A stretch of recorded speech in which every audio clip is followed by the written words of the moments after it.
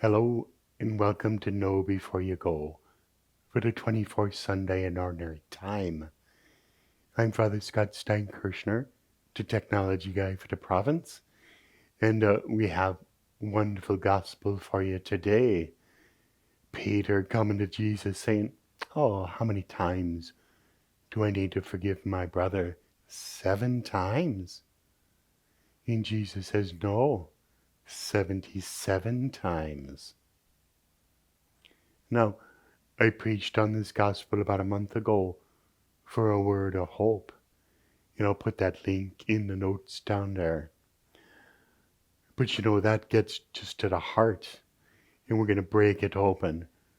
But spoiler alert, the heart of this is, I think, God can put up with a lot of guff from us, but not forgiving one another. That God can't forgive. 'Tis strong words. But of course this is Know Before You Go, where we dig into the readings a little more. So let's dig in.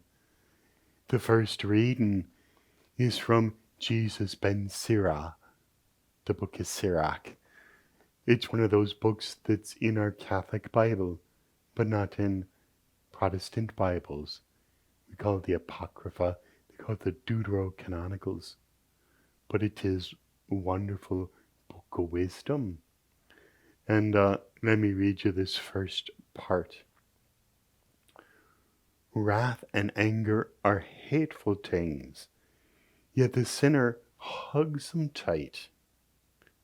The vengeful will suffer the Lord's vengeance, for he remembers their sins in detail. Forgive your neighbor's injustice.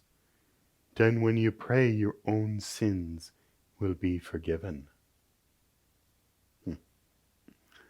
Pretty straightforward, right? And that's the thing with Sirach. Wisdom, straightforward. The thing is, what is that forgiveness? Because in the book of Sirach, the author didn't really believe in heaven and hell. This was back at a time when the Jews still just believed in sort of Sheol, the abode of the dead where everybody goes when they die. And it's just very kind of gray, and it's the same for all the dead. So there's no reward in heaven. There's no ultimate forgiveness. Any forgiving that God does is here and now. But that's an important lesson. God's forgiveness can't just be for heaven. It's got to make sense in the here and now, because those realities can't be completely detached. Why bother with this realm if it's so different? And the book of Romans in the second reading connects those two. It says in part, "For this is why Christ died and came to life, that he might be Lord of both the dead and the living." Both together. That's what Jesus' life, death, and resurrection taught us. That all of this is connected. And God has something in heaven waiting for us that is organically growing out of what we have here, but so much better. So then we get to the gospel in this wonderful parable. Jesus says there was this king, and he had a servant who owed him so much money he could never pay. And the servant begs, "Oh, please give me time and I'll pay." He won't, he can't. So the king forgives it all. And so the servant going out of there runs into another servant who it says owes him just a fraction of what he owed. And he throttles that guy, "Pay me!" And that guy says, "Oh, be patient with me." Same, right? And the servant says, "No, you pay me." And he throws him into debtor's prison. where the other servants are so shook by this that they go back to the king and they tell him what happened. And the king calls the servant back in who he forgave and says, "You should have forgiven the entire debt. How dare you? I will have you tortured till you pay the last penny." And Jesus says, this is the way it is with God, unless we forgive one another from the heart. Harsh words. Why? Well, part of it is, let us look a bit skeptically at this reading. When that servant went out, who had been forgiven everything, and he finds this guy who owed him a wee bit, if he really believed he had been forgiven everything, he'd say, don't worry about it. I just came into a windfall.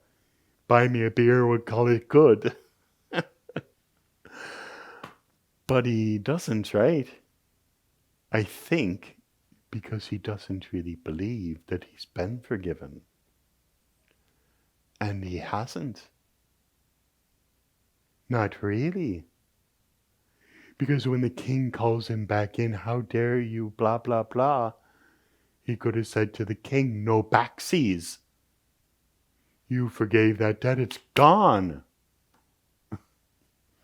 That isn't the way it works, though. And that isn't the way that forgiveness works. Forgiveness in this life is always a little bit impartial. And here's the thing. The hardest part is accepting forgiveness.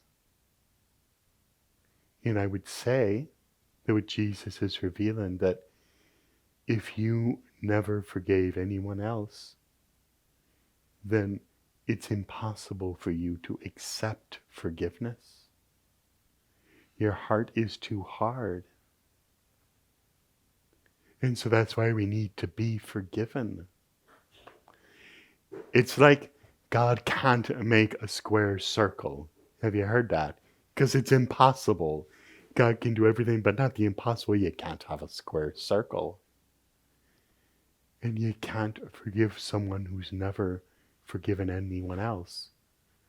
Because that forgiveness just goes twang, bounces off of them. Can't sink in. God can't forgive someone who's never forgiven others. And so it's not that we have to forgive multiple times, just there's a number and when we get to it. It's that we have to be people of forgiveness. It's like the rain falling from the sky. How many times does it need to rain for the crops to grow? Well, a lot. It needs to keep raining so the crops can keep growing. It's not 1, 2, 7 times and you're done. We need that rain, and then we have a good year. We need to be people of forgiveness, where that forgiveness keeps coming. And then we can let the forgiveness from God come into our hearts and find a home. It's something that we need to do almost every day. Be people of forgiveness. Then God's forgiveness doesn't twang. God's forgiveness comes in and finds a home in our hearts, and then grows to a fullness in heaven. So, look at the readings for yourself. Read that parable again with that skeptical eye. How does forgiveness work for you or not? Is there something you need to do better? Can you say 77 times? No. Every day. And I hope that I live more than 77 days so that I can forgive more than 77 times. Wouldn't that be lovely? God bless you.